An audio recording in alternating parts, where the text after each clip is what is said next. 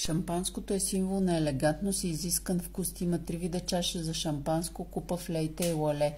По исторически данни чашата купа е първата официална чаша за шампанско, която е популяризирана и измислена в Англия в края на 1830.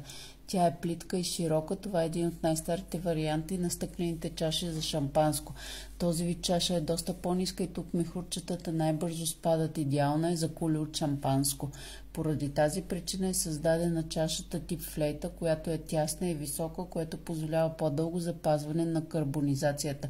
Флейтата запазва вкуса и аромата, символизира класа и най-често се ползва за сватби и други тържества.